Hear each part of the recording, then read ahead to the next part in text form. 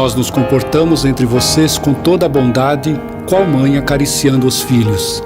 Tínhamos tanto carinho por vocês que estávamos dispostos a dar-lhes não somente o Evangelho de Deus, mas até a nossa própria vida. Tão amados vocês se tornaram para nós. Olá! Neste vídeo vamos apresentar algumas chaves para ler e entender a primeira carta aos Tessalonicenses. Nesta carta, percebemos o afeto, o amor e a preocupação de Paulo e seus colaboradores com a pequena comunidade de Tessalônica. Uma comunidade recém-fundada, ameaçada e perseguida. Paulo chega a afirmar como mãe acaricia os filhos. Em outra passagem, ele escreve: tratamos cada um de vocês como um pai trata seus filhos. Como irmão, ele encoraja a comunidade. Irmãos, nós lhes pedimos e encorajamos no Senhor Jesus. Ele fala como pai, como mãe e como irmão. Paulo mantém forte laço familiar com a nova comunidade de Tessalônica, de modo especial na primeira parte, que são os 3 primeiros capítulos. Na segunda parte, capítulos 4 e 5, ele orienta, encoraja e exorta seus fiéis. A primeira carta aos Tessalonicenses é uma carta repleta de amor, alegria, preocupação e exortação. Vendo o contexto no qual a carta surgiu, compreende-se o imenso desejo de Paulo de estar com seus fiéis para acariciar e encorajar. Vamos olhar qual o contexto que deu origem a esta carta.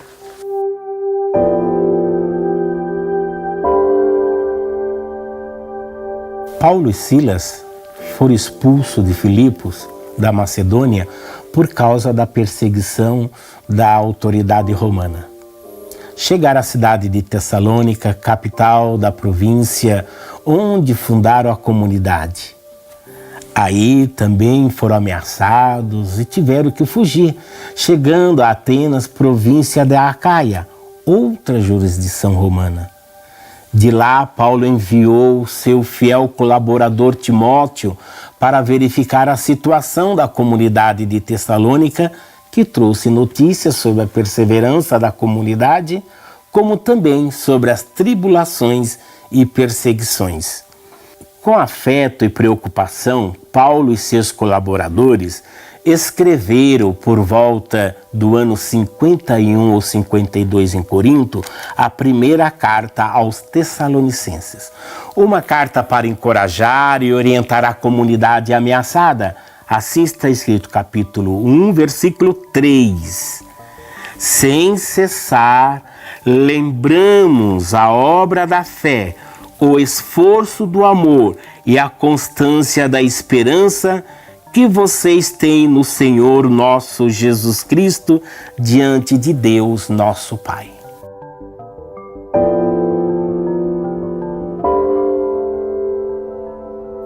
Tessalônica foi fundada em 315 a.C. por Cassandro, um dos generais de Alexandre Magno. Por ter terras férteis, por estar ao lado da Via Ignácia, que ligava o Mar Adriático até o Mar Negro e de lá ia para as estradas do Oriente, e também por ter um dos melhores portos do Mar Egeu, sempre foi cobiçada pelos poderosos. E assim, foi conquistada pelos romanos e instituída como a capital da Macedônia em 168 a.C. Mais tarde, após ter sido dominada pelo general Pompeu, em 49 a.C., obtém o título de cidade livre e torna-se uma pequena Roma, com administração e tribunais próprios. Como um importante centro comercial, político e cultural e uma das mais prósperas cidades do Império, Tessalônica era palco de grande circulação de pessoas, mercadorias, culturas e também religiões. Quando Paulo chegou aí, em sua segunda viagem, em 49 a 52 depois de Cristo, a população da cidade era de cerca de 40 mil habitantes e eles vinham de todas as partes do Mediterrâneo. Essa diversidade marcava também a religião. Além das divindades locais, prestava-se culto ao imperador, às divindades gregas, divindades romanas, egípcias e asiáticas. E certamente havia também uma colônia ligada ao judaísmo. Mas toda essa grandiosidade de Tessalônica fundamentava-se na exploração do trabalho dos escravos e dos migrantes pobres. Cerca de 2/3 da população era constituída por escravos. Esses viviam na fome, na miséria e na insegurança. E viviam pouco mais de 20 anos, enquanto os ricos viviam cerca de 40 anos. Com o Evangelho de Jesus crucificado, Paulo confronta essas relações de opressão e de desigualdade, defendendo, dando exemplo, construindo comunidades de solidariedade, justiça e vida digna para todos e todas.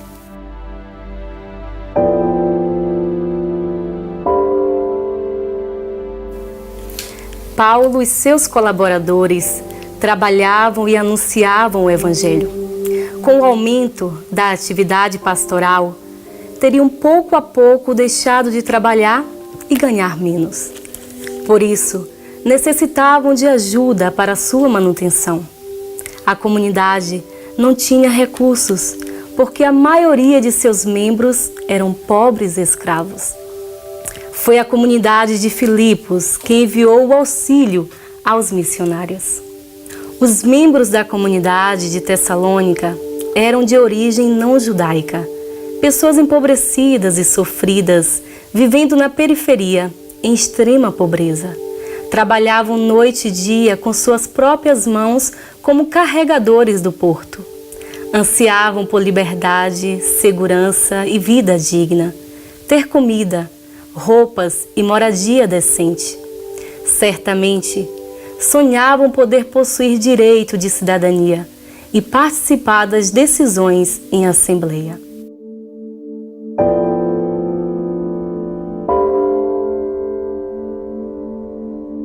Na carta aos Tessalonicenses, Paulo e seus colaboradores agradecem a Deus pela fé, o amor e a esperança presentes na pequena comunidade de Tessalônica, especialmente porque estava passando por perseguições. O modo de vida cristão, fundamentado na solidariedade e na fraternidade, entrava em choque com o modo de vida baseado na exploração e escravidão das pessoas. Daí a perseguição. Os poderosos tentaram destruir a semente lançadas na comunidade. Uma vida ameaçada. Por isso é muito compreensível que a comunidade de Tessalônica esperasse ansiosamente pela vinda do Senhor, o dia da salvação. E alguns membros só rezavam e olhavam para o alto, inclusive até parando de trabalhar e de ajudar os outros.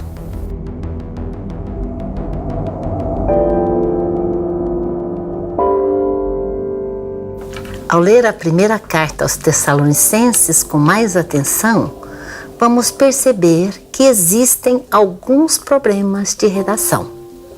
Por exemplo, em 1 Tessalonicenses 2, 14 a 16, encontramos afirmações antijudaicas e expressões que não são de Paulo.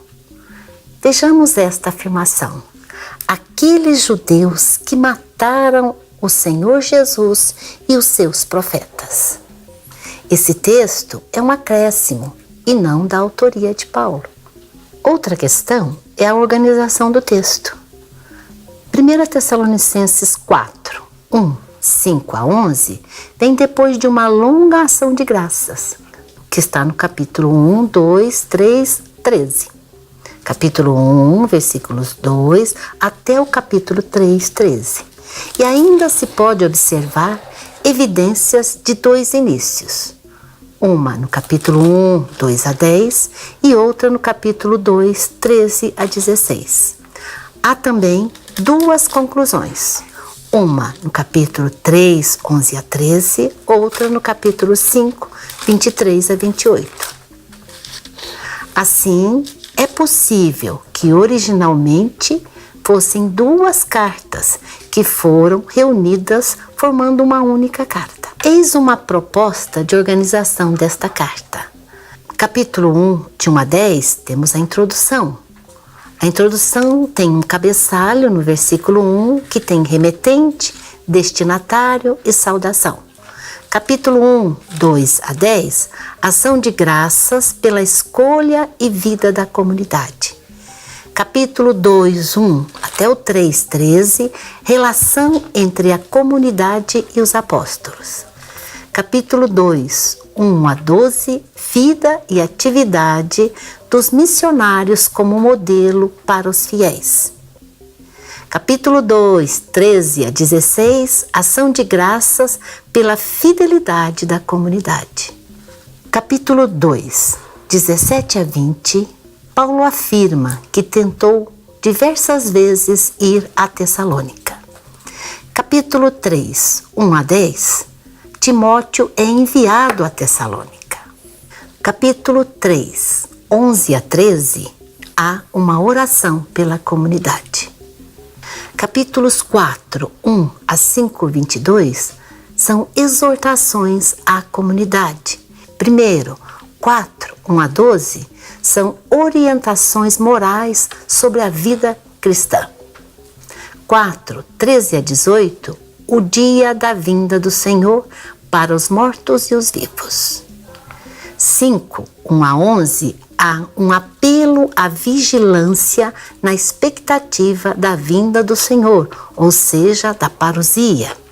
Capítulo 5, 12 a 22, são orientações para a vida da comunidade.